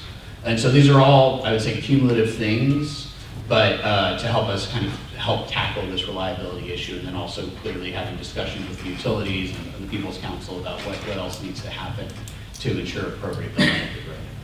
Thank you. Mr. Lapp, speaking to Let me me. just add one very brief overview point here, and that is, for 25 years, we have not had electricity demand or load growth because, number one, we've been offshoring jobs to China. Number two, our appliances are much, much more efficient. And as a result of these things, in spite of an increased population in the United States, our load has been pretty flat. But now, with the reshoring of jobs, more factories, with data centers, with vehicle electrification, all of a sudden, especially because of data centers, there is a sudden spike in demand. And for many years, generators were being decommissioned because low prices sent a signal into the market to say, shut down that coal-fired power plant because it's expensive, instead run that gas-fired power plant because it's cheaper. And now we're sort of in a crunch, and I will leave you with one thought here, well, with two thoughts here. Number one, those gigantic hyperscaler data centers, they're going to be built someplace. I mean, many of the advancements in protein analysis that are very necessary for defeating cancer and other biological problems, they can only occur in these highly complex data centers.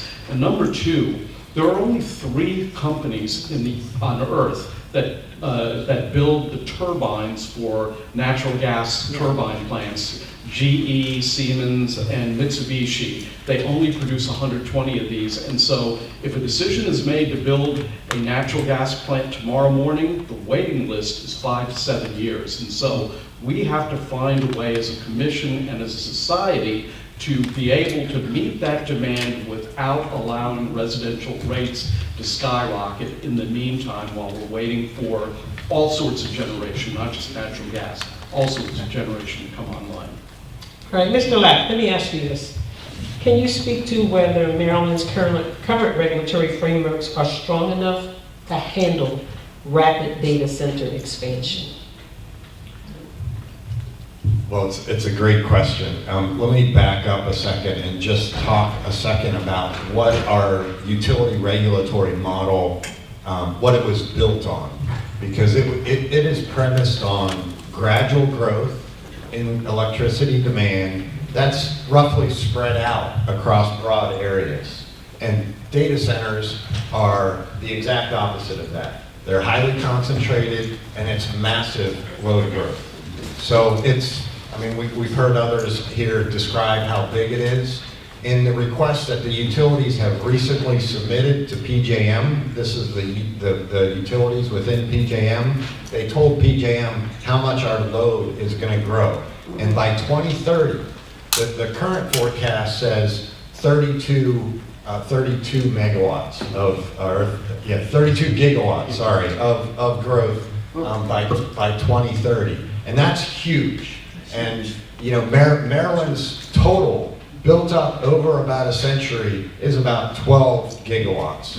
So that's adding, more than 2, almost 3 Marylands by 2030. In the most recent forecast, the request that the utilities put in double that 32 to about 60 gigawatts. That is massive. We don't think there's, we do think there's going to be data center load growth, but we don't think it's going to be anywhere near that. But that's our system of regulation is not built to deal with that situation. And so what we have right now, we have big corporations that are looking to profit from this situation. And it's data centers who have no downside to putting in multiple requests and to having the energy needs for their data centers subsidized by existing customers. So those are the data centers. Then we have generation companies who are benefiting from what Mr. Baker was talking about, this tight supply market. The demand is going up faster than we can do supply because of data centers. And to understand, Mr. Baker was talking about the capacity market. So there's an analysis that shows in the last 2 capacity markets, the price 3 years ago, it was 2.2 billion. Then it went to 14.7 billion, and then it went in the most recent one to over 16 billion. Well, there's an analysis that shows that 16.6 billion of the last 2 capacity markets of that increase is attributable to data centers. This is not electrification.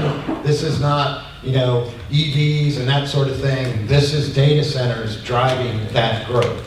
And those are the costs that Maryland customers should not be responsible for. And then there's the utilities. They're the other entity that's looking to profit off of this situation.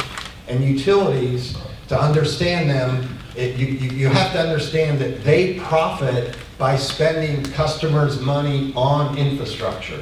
That's how they grow their profits. The more they spend, the more they profit. It has to be approved by regulators, either state regulators or federal regulators, but once it's approved, that customers are stuck and we're captive, right? We're captive to those bills. And so we talked earlier, I mentioned the distribution rates that have been rising.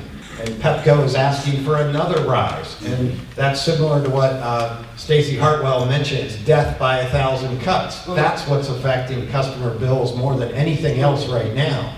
But transmission costs, which show up in the supply portion of the bill, and they're not really supply, they're like distribution, but they're transmission costs.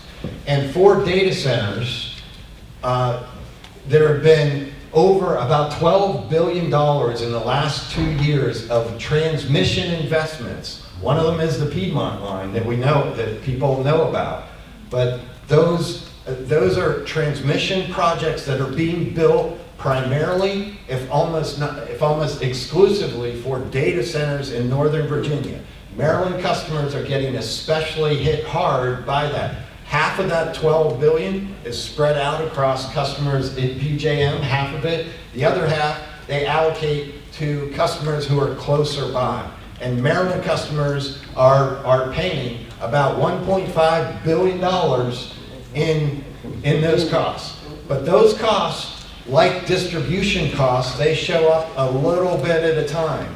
And they are locked into utility rates for many, many decades. It's sort of like a mortgage on a house. You pay a little bit at a time, and you pay a lot of profit to the utility. So that's what we're seeing from data centers. It's really important to understand that data centers are driving costs up already. There's energy costs as well that I haven't talked about. And there is a solution. We're talking here about what Maryland can do to increase the supply. Well, I question whether Maryland should be taking responsibility for building the supply, building power plants for data centers that aren't even located in Maryland. But even if they're located in Maryland, data centers should be responsible for their own generation. We have a concept for this, and we're pushing this at PJM to try and get policies right. And we call it bring your own new generation. Because we have a problem, because if those data centers come online and they don't bring additional generation to the system, they are taking generation that supports existing customers, and they are going to drive costs up for different customers. So it's a lot more than sort of getting the right tariff and this sort of thing. There's a lot of moving pieces, and there's a lot of big corporate interests that are looking to existing customers to help support this.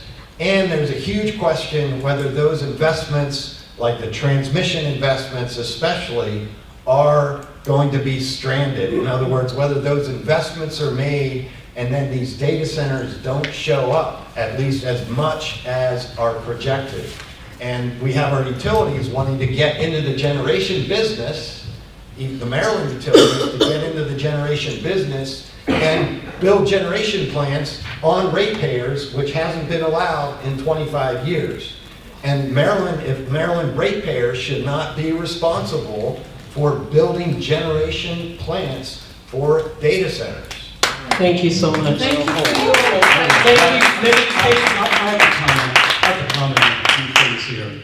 First of all, we at the Public Service Commission control the profit percentage that utilities earn. we control their profit percentage, number one. Number two, with the advice of the People's Counsel, we often disallow expenses that they undertake. And the People's Counsel is a big help to us in that. Number three, I have to say one thing about this whole issue associated with generation.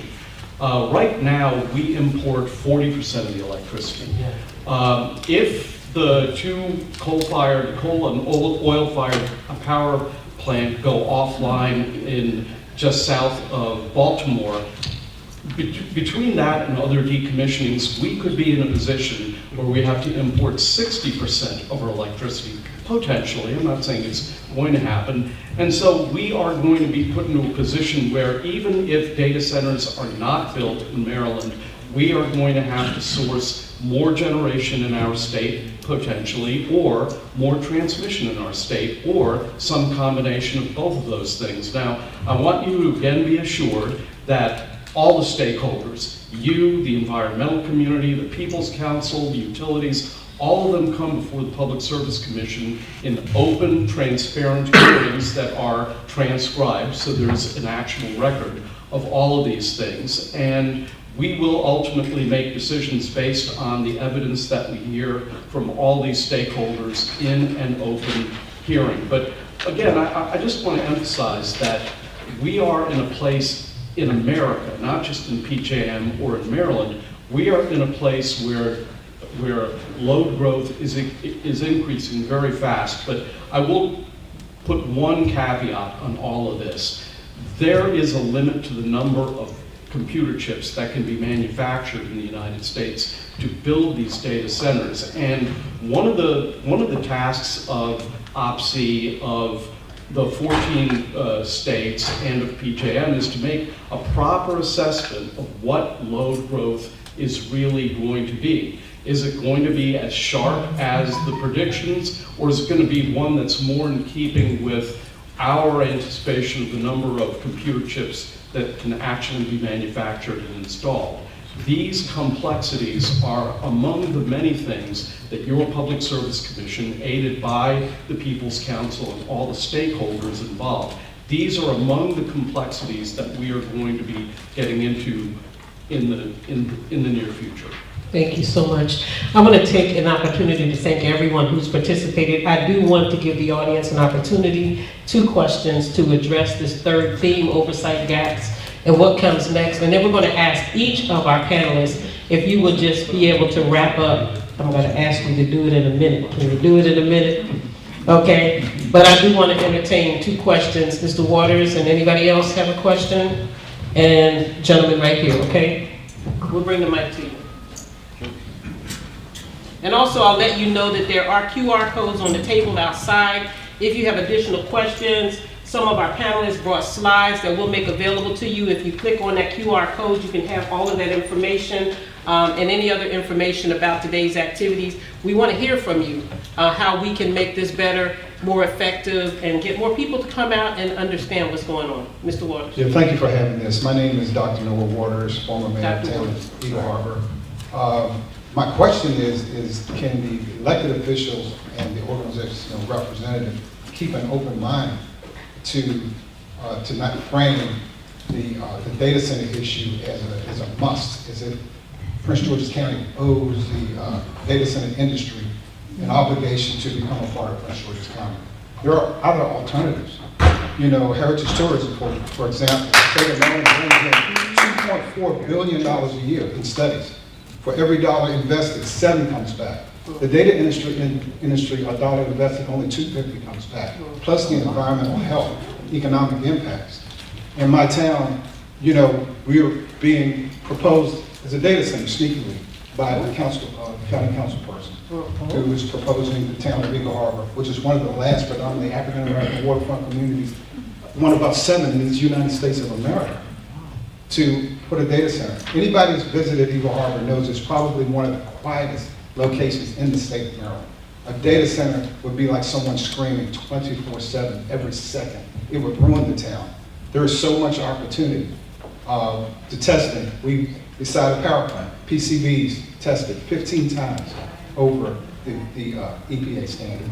So we talked about Superfund sites and those type of things. But there are other alternatives. The heritage tourism, it would make everybody proud. If you have a European background, great, proud. African American background, Native American background, Hispanic, Asian, because it brings purpose to place. And we have over 261 historic landmarks in Prince George's County. We have epic history. And also CR 038 2025, passed by the County Council in 2025. Very quickly. Yeah. Prince George's County is the only county exclusively in the state of Maryland that the entire county is a heritage area. So the resolution, the legislation is there. We just need to use it. I have investors, $100 million ready to bring to South County. Yes, thank you. Thank you. The gentleman over here. And then our speakers again. Hopefully I'll have to take a mic from you. Brief wrap up. And be brief. Darryl will snatch the mic. I'm just letting y'all know. Hi, Dan Smith. I'm from up more North County Chevrolet, within about 3 miles of the Landover site. And I just would echo a point just made that the county's economic development model, dream, plans is out of sync. I mean, it's not coming from consensus. We need to revisit what is our sustainable long-term vision and how do we build to that rather than take the money coming available and jump on it. Right. But my question is really about the data center task force, and I just do not understand how a body with that charge does not provide us, the public, and the commission with some detailed case studies. For example, $5 billion data center at Landover Mall. What is the implication if that thing gets built? It's already approved. Everything in the pipeline, we should know what are the impacts. And so the question would be, when are we going to get case studies in this report from all these different kinds of centers, including ones that would benefit the life sciences more than the tech bros? Mr. Hunt, start with you, answer that question, and we can go down. Absolutely. So the Data Center Task Force, to kind of recap for a lot of folks, was initiated back in the spring. And one of the things that did come out of that was to do some analysis when it comes to case studies as a part of in various other jurisdictions around the country. We did, as a part of that, the study itself is under review right now, but there are about 5 or 6 different case studies that are incorporated as a part of that study. We're going to provide that we have provided a draft to the task force at this point in time. So they're under review at this point, and then just like Ms. Hartwell was talking about earlier, all that will be released a little bit later. Next month, definitely actually in the month of November, we have to take this back to the council, but before then, it will get released. So you're going to see that pretty soon. That's going to come in the coming weeks. You'll definitely see that. All right, thank you. Is this the question of the data center task force? Wrap it up. Yeah. No, I think there is going to be some data center growth in Maryland, and there's going to be data center growth across PJ, and that we're going to all have to figure out how to balance and grow with. So I think I just leave it with there's going to these. I guess the cost allocation discussion is probably the one that us, the commission, have been most involved with. Also, the reliability, growth, and how we're going to deal with it is also something that is very front and center mind to a lot of us. And just to let you all know, very constant conversations around how to get there. So, thank you. Are we in wrap up now? Yeah, wrap up. Oh, we're in wrap up now. Okay. Well, I have very little else to add except again to emphasize that the Public Service Commission is the regulatory body that limits profits and regulates costs, but we do it out in the open. We welcome testimony from all the stakeholders who are relevant in the state of Maryland, and we participate. We participate very energetically in the PJM market and in all of the discussions. And just one final thing.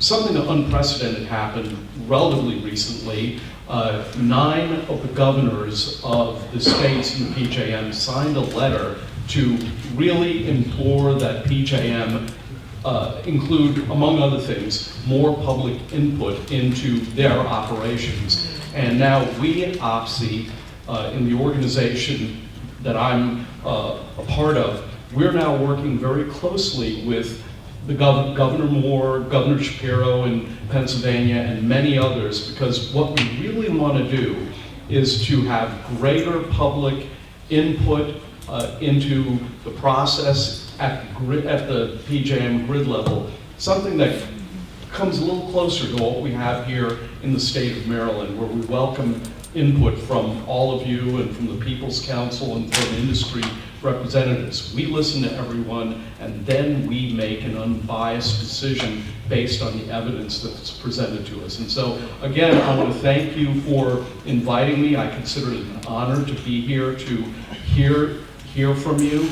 I just regret that we didn't get to hear Veronica sing, and it's one of the things I missed from the General Assembly, and I know that I'll be talking very closely with Chris Valderrama as well, who unfortunately was not able to be here. And of course, I'm always happy to talk to Delegate Woods and my good friend, Senator Reverend Muse. So thank you so much for including me in your process. All right, thank you. Next. Yes, thank you for the opportunity to be here today. Really appreciate it. I wanted to just follow up on a couple points. A lot of this that we're talking about with data centers and cost is, we have the data center tariff that was mentioned earlier that is a state level, but a lot of this is federal and not subject. And my comments weren't criticism of the public service I mentioned earlier. But I do want to say, make sure I'm clear that, you know, we have changes in the generation market. We do look at electrification going forward, you know, potentially increasing demands. We have ways to mitigate that with energy efficiency and flexible use of energy. But the point I was making about generation is whether we want to have generation treated like distribution and have it be a monopoly service of the utilities. And that's where we're very concerned, because that would result in rates going up and being locked in, just like we see the transmission rates going up like this and the distribution rates going up and being locked in for decades at a time. We don't want that to happen for generation, which has been subject to a competitive market for 25 years. And in a competitive market, if there is overbuild, if anything goes wrong, investors take the hit, not ratepayers. And when utilities are responsible for something, ratepayers, customers, you and I take all the risk of that. One other quick point, and that is that there's a lot of talk about Maryland being a net importer and Maryland importing 40%. That's an average of consumption over the course of a year. There are certainly good reasons why we might want to generate more within the state, but that 40% is just an average over the course of the year. There are times, actually a few times we've run the data where Maryland actually exports a little bit.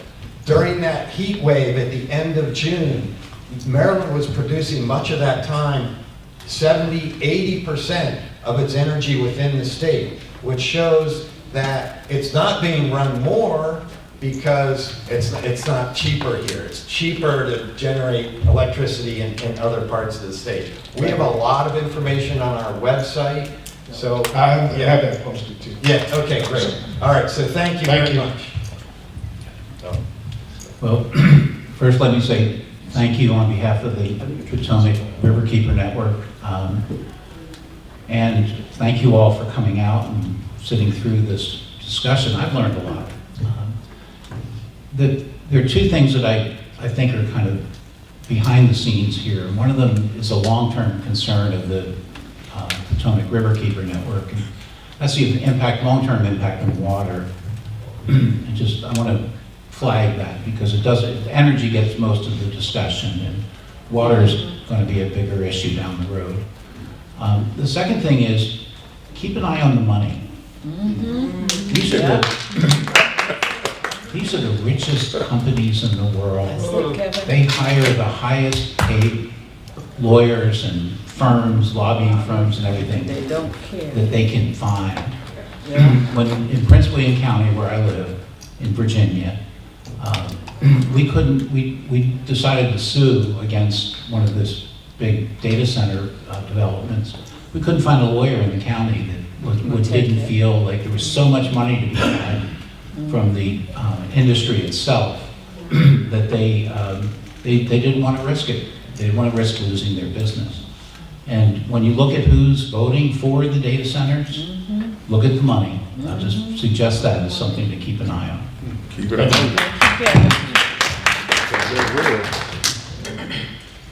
Okay, so I just want to start with a number, 5,400. There are over 5,400 data centers currently operating in the United States.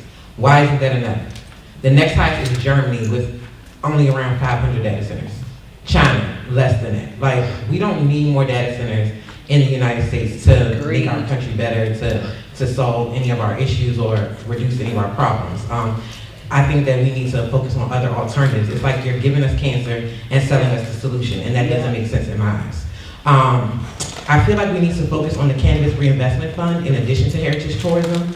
That fund currently is holding millions for Prince George's County, yet those funds are currently being unmanaged.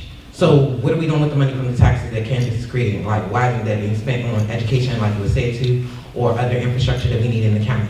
So I think that's important, and there's no point to pollute the environment for financial gain. We have one planet and only one future. And then I just want to finish with Gensler, who's creating the task force report that will go to the county council so they make their final decision. And I think that it's important to note that Gensler will benefit from data center creation, so it's biased. Like, why are we allowing someone who's going to be biased to give us a report on what we need in our backyard? That's right. So that's not fair in my opinion. And then I just want to encourage everyone to go to these Maryland Public Service Commission meetings. I'm just finding out about them today, but I want to put the Maryland Public Service Commission on notice that I will be attending. I will be showing up. So I just want to let them know that. And I hope that you guys can show up to those Maryland Public Service Commission meetings. Please as well. listen. So She's please come out and say what you got to say. Thank you guys. Good. Just very quickly, some things. Size of the footprint. Appropriate change in the zoning. Cost allocation with respect to residential customers, water and electric. To the commissioner's point, and I have experienced this, Patricia and I, South County Environmental Justice Coalition, they do listen. We had an opportunity to go down to the Public Service Commission regarding the lithium-ion battery storage facility. We were able to have PEPCO change that location because of the proximity to daycare centers and homes. We went to the commission to talk about cost allocation and said that under no circumstances should PEPCO be reimbursed for that investment because they did not do their due diligence in seeking out the appropriate contractor. The contractor was ill-informed, unfortunately, and PEPCO threw the contractor under the bus in their filings to the Public Service Commission. So we went down to the commission, talked to the commissioners in a public hearing, as the commissioner said, and made our point. So I would strongly encourage you, let's start going down to the Public Service Commission and take up the commissioner's point of showing up. Thank you. So to close it out here, first of all, I would like to thank the delegate for inviting us to be a part of this very important and valuable conversation. And what I would like to bring up is one of my favorite case studies from, not in Maryland, but in the United States. It's the Illinois Medical District. And essentially what this project was a 200 megawatt data center in the middle of it, and then in the surrounding campus, a number of biotech firms, local research universities, and other partners that use the computing power from that data center to advance innovation and bring jobs to that region. And I bring this example up because it looks quite a bit different than what we see in Loudoun County and other counties in Virginia where, data centers are on every block. So I only bring this up to say that there's a lot of different ways that data center development can go.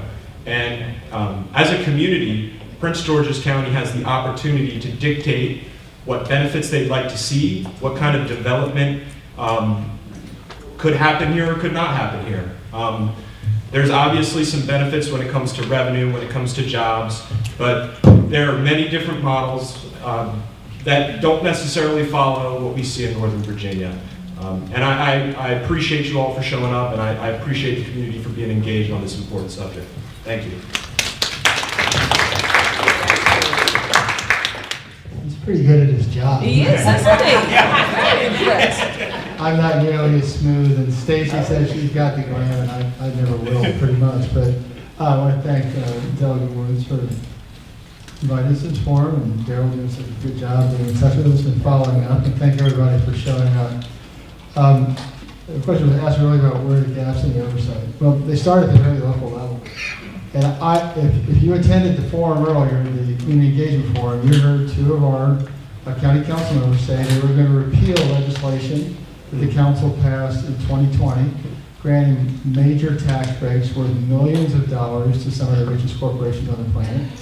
The council should do that. Yep. They also said they would repeal the bill that was passed in 2021 that exempted data centers from conceptual site plans and detailed site plans, exempting from 2 out of 3 of the required land use reviews in Prince George's County, leaving only preliminary plans of subdivision. And thankfully, the council listened to us last year instead of the county executive, Angela also Brooks, and killed CB 52. Let's take them at their word. Let's pressure them not only to repeal that lousy legislation, but also to put in, to require, reimpose conceptual site plans for other kinds of development in Prince George's County. Because our new zoning ordinance, which was approved in 2022, or 2018 came in, completely got rid of conceptual site plans, even for major projects on environmentally sensitive sites. There's a massive gift to developers. We need better laws, and what that means is we need lawmakers who are willing to listen to us, work with us to craft those better laws, and pass those better laws. We need to require in our land use decisions direct, indirect, and cumulative impact analyses. It's not good enough to keep giving us point-by-point decisions on projects, and their cumulative impact is to wreck our quality of life, burden us with infrastructure and service costs we can't sustain, and continue baking the planet. It's completely unsustainable. We need to enact in Prince George's County a meaningful statute for what health impact assessments should look like for land use projects. Most folks don't know in Prince George's County that a detailed site plan is by law referred to the health department to conduct a health impact assessment. They almost never do. We just fought and killed the McDonald's where the only document from our health department was a one-page letter saying they had done a desktop health impact assessment and that no dust or noise should leave the site during demolition or construction. And since it's a restaurant, they'll probably have to get a food permit. They didn't tell us what kind of assessment they did. They didn't tell us what impacts they looked at. They didn't tell us how they looked at those impacts, and they didn't tell us what they found.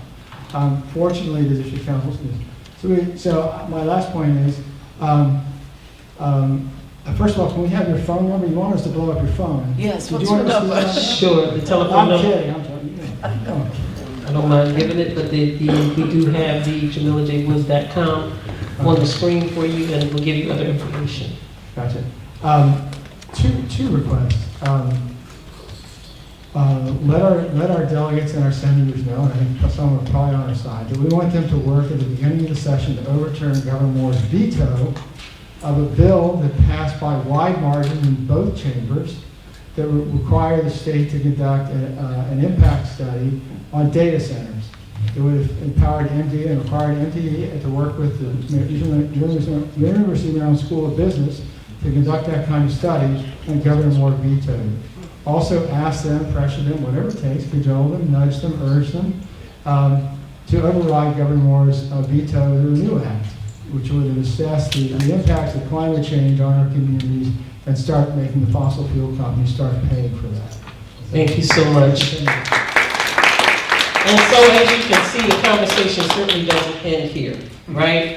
It continues in our neighborhoods, it continues in our public meetings, it continues online, and so we encourage you to keep the conversation going. We want to thank you so much for being here.